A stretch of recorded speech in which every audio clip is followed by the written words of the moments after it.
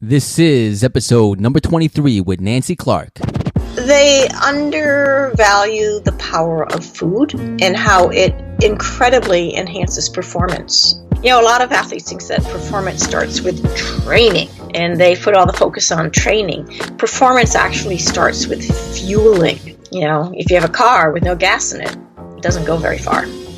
Welcome to the Anchors of Health podcast, where it's all about helping you achieve the best health you possibly can. And I do that by bringing on world-class experts on the 4 key anchors of health, which is mindset, nutrition, movement, and recovery. Within each, it's all about finding what works for you. I'm your host, Bill Choi, and today's episode is under the nutrition anchor, with the focus being on sports nutrition. And I had the honor of speaking with Nancy Clark, registered dietitian, who's an internationally respected sports nutritionist and the best-selling author of Nancy Clark's Sports Nutrition Guidebook, which sold over 600,000 copies. And it's interesting to hear her perspective because she was involved in sports nutrition before people even knew what it was. And she's still educating and teaching others today. She has a private practice in the Boston area where she offers one-on-one personalized sports nutrition counseling to everyone from casual exercisers to competitive athletes. Some of her more well-known clients include athletes from the Boston Celtics and Bruins, as well as Olympic athletes from a variety of sports.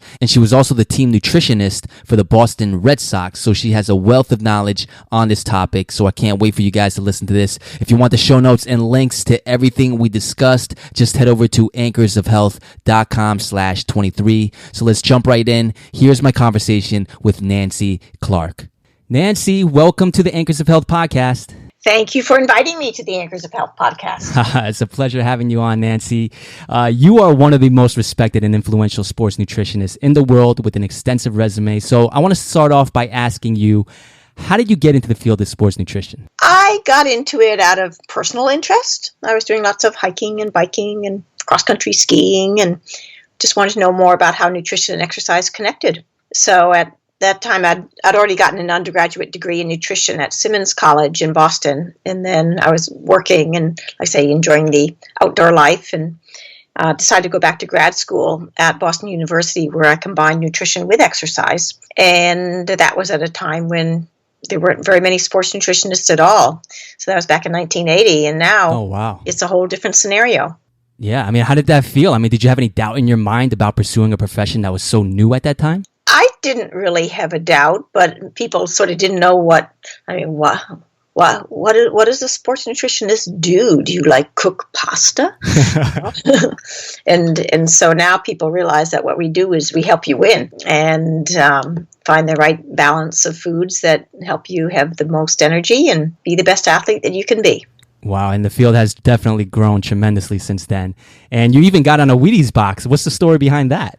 I was in the back of the Wheaties box. There was a very big difference.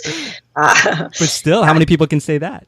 Well, not a lot. You know, that was certainly exciting. They were doing a nutrition education campaign on the back of their Wheaties box, and so I happened to be the lucky dietitian. Wow, that's fantastic. So this is interesting. You started at a time when the field of sports nutrition was just emerging. So I can imagine that you've seen just about every single diet trend come and go over the years, and it doesn't look like it'll ever stop.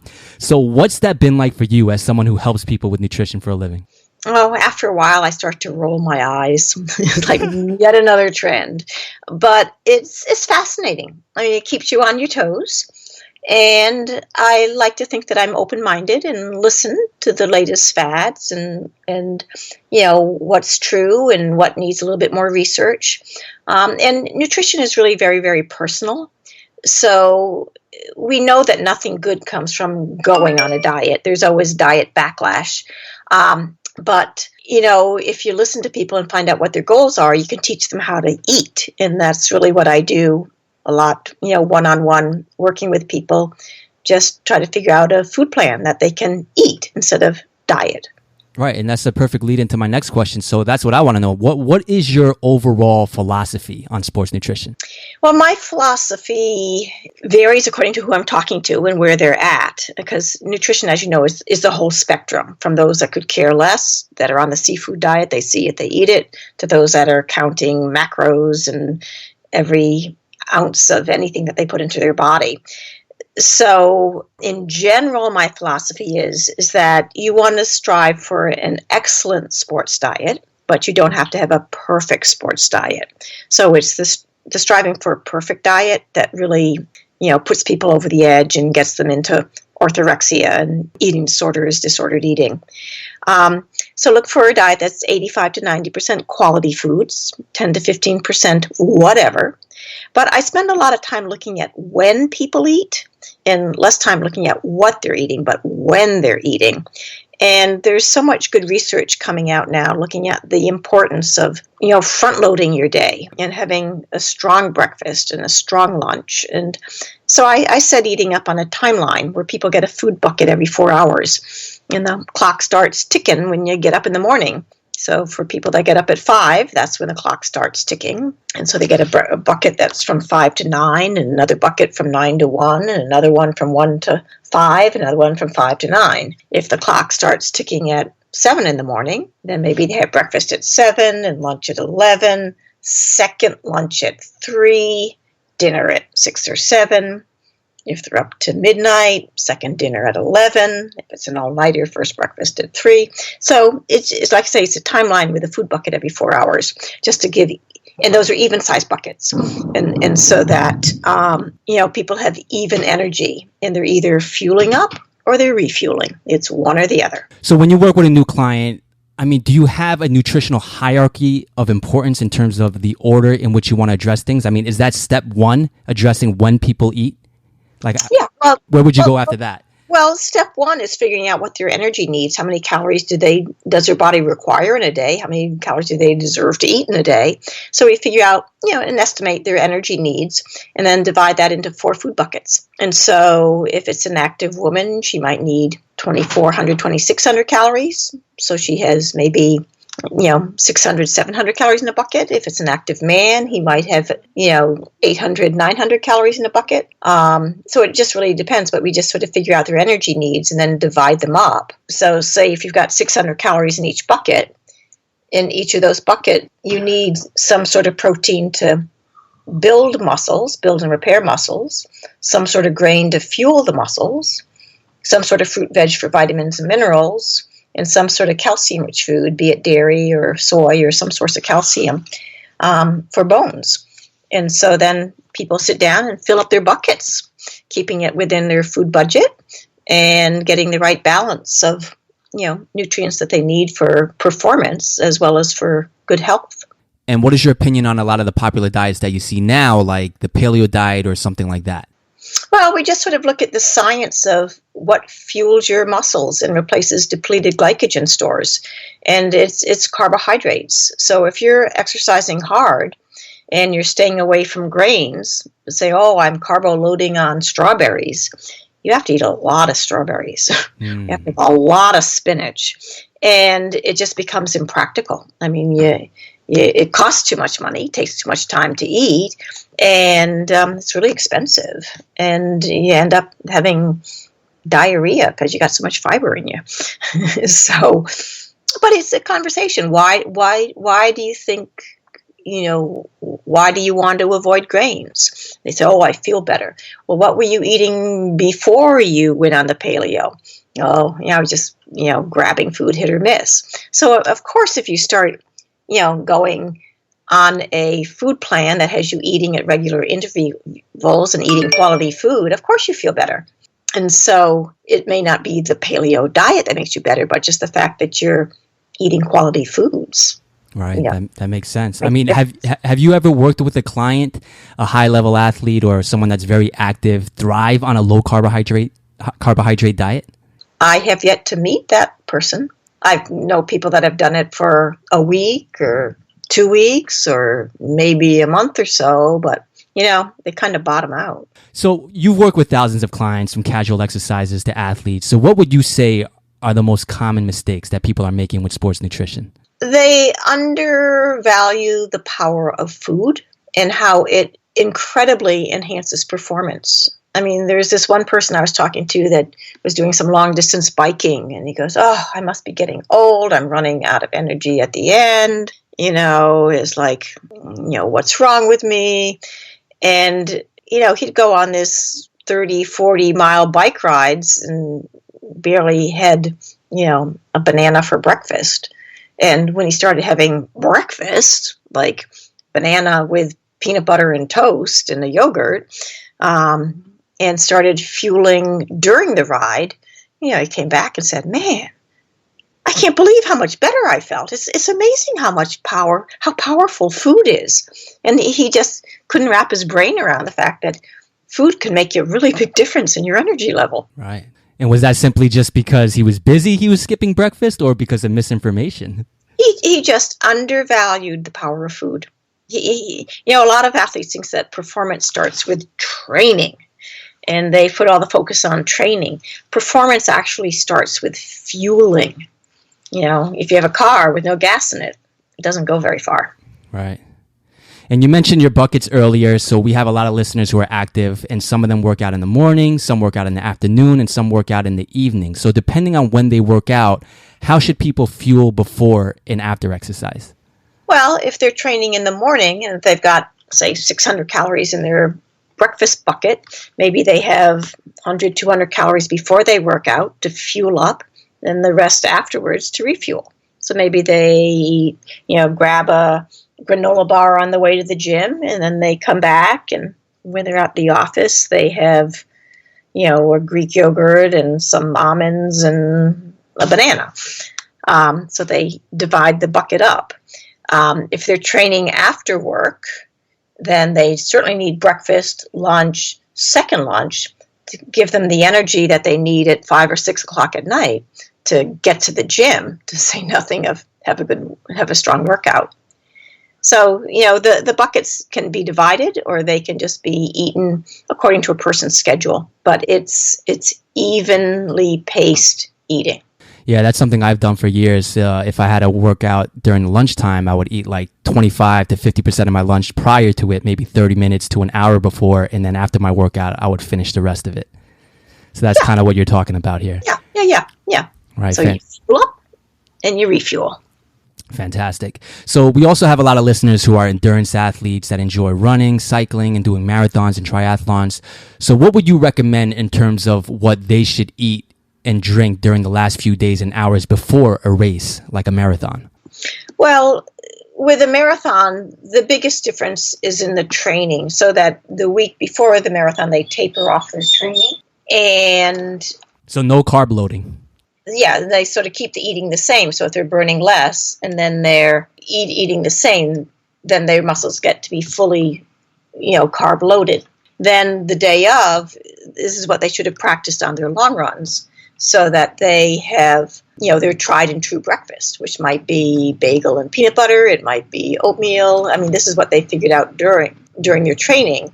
And breakfast lasts maybe an hour or so into the run, and then they need to hit their calorie targets during the run. And that might be, depending on their body size and how fast they're running and stuff, that might be, 200 to 350 calories an hour, depending, like say, on the person and how are they going to carry it, what are they going to have, how much is going to be liquid, like in a sports drink, how much is it commercial food, how much of it is real food, what's the balance that settles well for their body.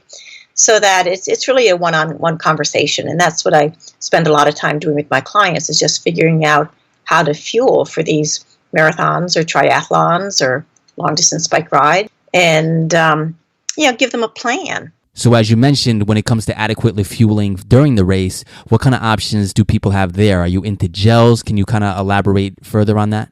Well, each person is different, and it sort of depends on their level of expertise. I mean, if they're running a 2:10 marathon, they're not going to be chewing an energy bar. If they're going for a 100-mile bike ride and it's taking them all day, they probably could have a few peanut butter and jelly sandwiches along the way. So it depends on the sport, it depends on the intensity. And in general, real food works. It tastes better. The body's used to it. But gels and goos can be very convenient. And that's part of the conversation. So that's really the value of working with a sports dietitian, is that you can have a conversation about the options and experiment with the options and figure out what works best for your body and your lifestyle. Absolutely. And do you find that the average active person is kind of overdoing it on the sports drinks and trying to replenish on the electrolytes? Yeah, I mean, all this stuff about electrolytes, food is so loaded with electrolytes. I mean, you call it sodium, and there's this huge public health campaign to have Americans eat less salt. Then you change it to electrolyte, and all of a sudden I need to get more of it. So again, a conversation as to how much they might be losing, what it is that they're taking in, how long they're going to be out there, and just looking at the whole scenario. There are different recommendations if you're just running a 10K road race versus an ultramarathon, clearly. Right. So, a lot of people are active out there and they want to thrive in whatever activity that they're doing. But a lot of times, this always comes up, I'm sure, with you, but they want to lose some extra weight. So what is your approach to fat loss and how do you recommend people go about it? Yeah, that's the, $21 million question. In general, weight there's a genetic component. So how do you look compared to others in your genetic family? Are you leaner than they are, trying to be even leaner yet, and struggling with that? You have to remember that the apple doesn't fall too far from the tree. If you have excess fat to lose, the only time to do it is at nighttime when you're sleeping. But a lot of times people diet by day and they're hungry all day and train poorly, and then they blow it at night because they've gotten too hungry. So I look at, again, you got your food buckets and you need to eat your breakfast, eat your lunch, eat your second lunch, and then come dinner time, maybe eat a little bit less at dinner, and then you lose weight when you're sleeping. So the goal is to wake up ready for breakfast. But in general, diets don't work. Diets, there's always a backlash. When people go on a diet, then they go off the diet and they gain back all the weight that they've lost plus more. And so I really focus on teaching people how to eat and eat appropriately and not have to do like last chance eating. It's like, when the diet starts on Monday, people do a heck of a lot of eating on Friday, Saturday, and Sunday. So that gets to be a counterproductive cycle. Right, absolutely. Yeah, but my sports nutrition guidebook has a really strong chapter on how to lose weight and have energy to exercise. And so if any of the listeners are looking for, a resource, I'd certainly point them in that direction, or to meet one-on-one with a local sports dietitian. There's a referral network at, I'll give you a website. It's www.scan, SCAN, DPG, dietarypracticegroup.org. So SCAN is a sports and cardiovascular nutrition dietary practice group of the Academy of Nutrition and Dietetics. And there's more than 7,000 sports dietitians around the country.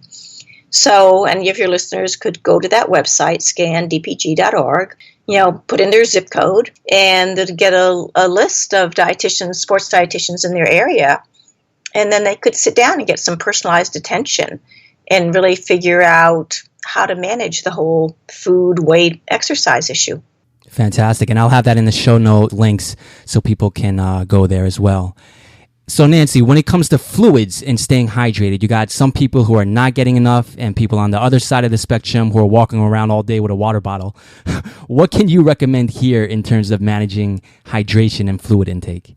Well, you want to drink enough so that you've got fluid going through your body so that you're urinating every 2 to 4 hours and that the urine is a clear color and light and of significant volume.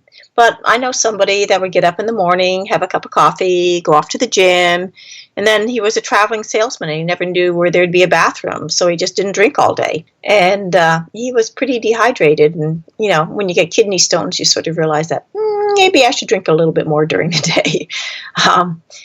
So it's important to stay hydrated. And like I say, if you're urinating, significant volume every 2 to 4 hours.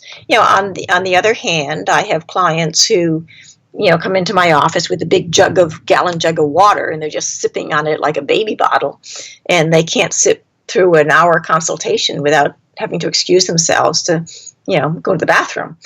And they're overhydrating. So the body's kind of like a sponge and it can just absorb so much fluid before it starts to seep.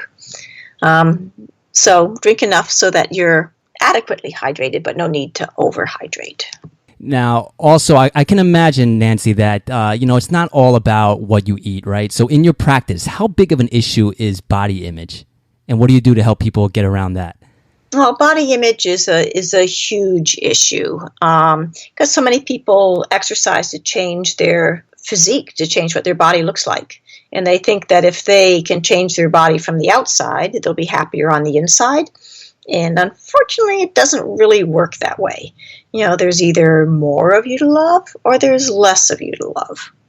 And so having people kind of come to grips with what's reality and what's fantasy. I mean, you can change your body to a certain extent, but how do you look compared to others in your genetic family? The apple doesn't fall too far from the tree. And if you're already leaner than others and trying to be leaner yet, then that might not happen very easily.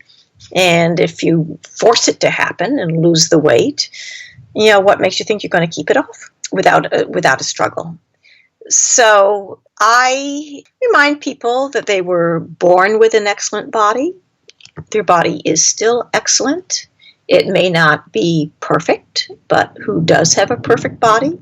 And to be grateful for all the wonderful things their body does for them. I mean, it takes them on bike rides, and it does triathlons, and it gets them through a busy workday. And so we want to be appreciative of our bodies and be very nice to them, treat them like it's our best friend, and not punish it by starving it and forcing it to be a size that it doesn't want to be. Right. That's a great approach to looking at it. Yeah. And I guess it's tough right now with all the media and all these mixed signals out there telling people that they need to look a certain way. So that's great that you're saying that. Yeah. And in our culture, if you don't have the perfect body, and if you aren't on a diet, I mean, it's just like that's not acceptable.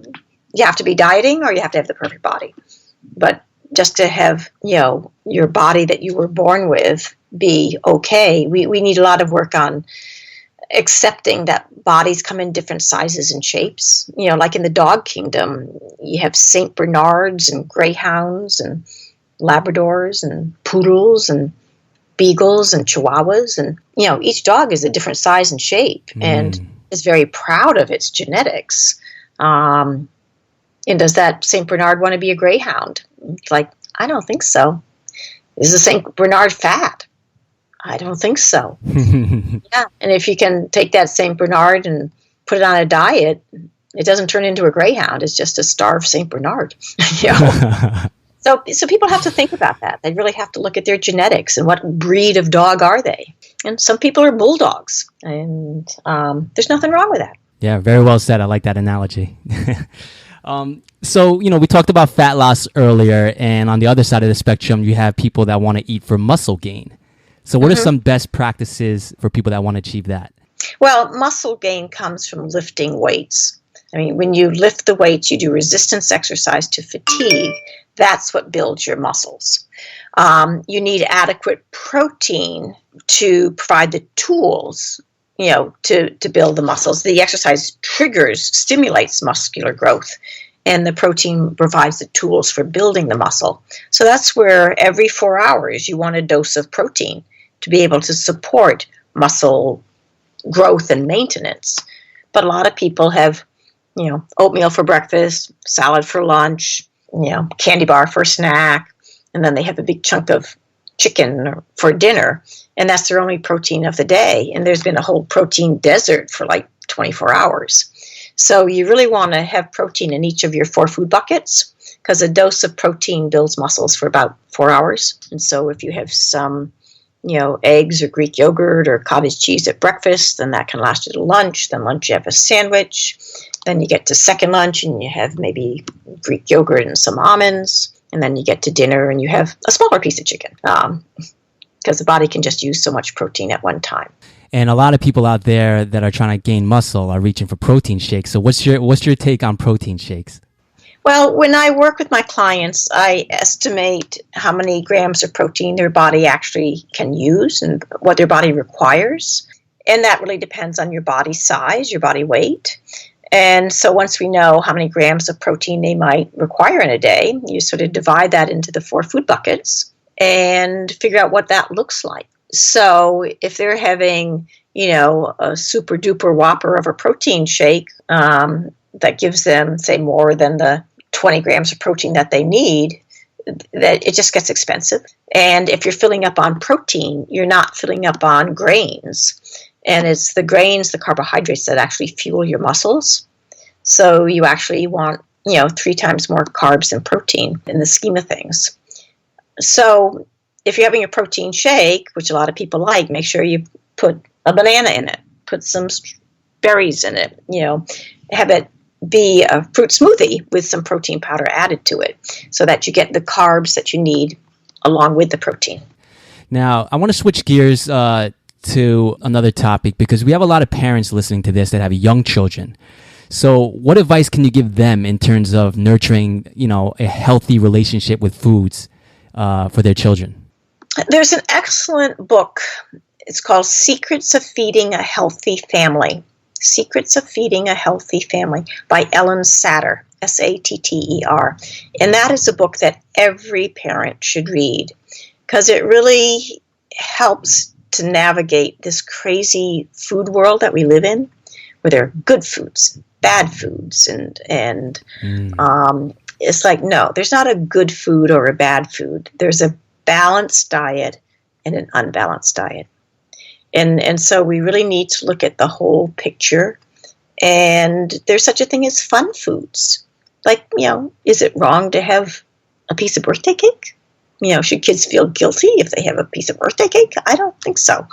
And parents shouldn't either. So it's important to give the right messages. And so many parents think they're doing the right thing by focusing on healthy foods. And like just the other night, I was giving a talk to a bunch of kids and their sports kids and their parents, and the parents were just sort of appalled that I would recommend chocolate milk for a recovery food. But they were looking at the chocolate, the sugar that was in it, and I was looking at the protein, and riboflavin, the calcium, and the milk that was in it, and looking at the whole picture. So it's, like I say, it's important to take a step back and balance out the day. So if you're having, fun foods every single food bucket, then maybe we want to replace some of those with, healthy, yummy foods like, apple and peanut butter or cheese and crackers or, something like that. That is enjoyable, but does more to invest in performance and good health. And Nancy, is there anything particularly that has worked for you when you were raising your children to kind of foster that healthy environment and healthy relationship with food? I think we really didn't make food a control issue and just, had whatever. And my husband did a good job of providing the pepperoni pizza, and I did a good job of providing the broccoli and the salads and the vegetables. So we sort of balanced each other out. But as a result, I have 2 kids with a really healthy relationship with food. And, they enjoy their meals, and they also don't hesitate to have a treat and enjoy it. But it's all balanced. Right. Not trying to make it such a big deal every time they go to a birthday party or they eat this or that, right? It's all about communication, I guess. Yeah, and it is. But again, any parent should read Secrets of Feeding a Healthy Family. Fantastic. I'll have that in the show notes. So Nancy, just as a final wrap-up question, do you have any last words of wisdom or anything you would like to leave our audience that we didn't cover yet? Nothing that we didn't cover, but I could just summarize by reminding people that food is fuel and that you want to eat evenly throughout the day. If you're thinking about food, say if it's 10 o'clock and you're thinking about food, you're probably hungry, because if we didn't think about food, we'd never think to eat. And so if you're hungry by 10, if you had breakfast at 7 and lunch is at 11, and if you're hungry at 10, it just means that you didn't have quite enough breakfast. So maybe you just want to have the rest of your breakfast at 10, like a morning snack, or have a bigger breakfast the next day. But eat evenly throughout the day. Have at least 3, if not 4, different kinds of foods in the bucket. grains to fuel, protein to build and repair, fruits and vegetables for vitamins and minerals, and a calcium-rich food, milk, yogurt, cheese, soy milk, calcium-enriched orange juice, sardines or salmon with bones, canned salmon or sardines with bones, so that you get the balance of nutrients that you're needing. You talk about eating evenly throughout the day, and I know a lot of people that are struggling with snacking late in the evening, and for some of them it's, due to being sleep deprived, and they're trying to look for that burst of energy. Do you find that to be the case? Could be that they're sleep deprived, but it could be that they have been hungry all day and they're still hungry at night. And if you eat at night, then you wake up the next morning and say, oh, I don't feel that hungry. And then they perpetuate that cycle of under-eating at breakfast and lunch and overeating at the end of the day. And that's what I call the get fat diet. And it works. Fantastic. I love it, Nancy. And if people want to learn more about you, where can they find you? They can look at my website, which is nancyclarkrd.com, NancyClarkrd, as in registered dietitian. And that certainly has information. My sports nutrition guidebook, like I say, continues the conversation that I've started now with a lot of helpful information and a lot of family-friendly recipes as well. So it's got a section on day-to-day eating on the run, sports nutrition section, fueling up, fueling during refueling, weight management section on how to lose weight and have energy to exercise, and then recipes that are quick and easy, tasty, fewer than 6 ingredients, and family friendly. And that book is now on the 5th edition, right? Are you having any plans of making a 6th edition? I think I need to start carbo loading to get my energy up to do that. Yeah, and you have what, 600,000 copies sold of that book, if I'm correct? Yeah, at least. Yeah. Oh, wow. It's been popular. It's been popular. Wow, that's fantastic. Great stuff. Again, the website is nancyclarkrd.com, and the book is called Nancy Clark's Sports Nutrition Guidebook. Nancy, it was a pleasure having you on the show, and thanks so much for coming on. Well, thanks for inviting me, Bill. There it is. I hope you enjoyed that interview with Nancy Clark as much as I did. And as always, it's about finding what works for you. And there were definitely a lot of gold nuggets in that one. If you want the show notes and links to everything we discussed, just head over to anchorsofhealth.com/23. And if you have any comments or anyone you want to see on future episodes, just email me at bill@anchorsofhealth.com. That's it for me, and I'll see you in the next episode. Peace.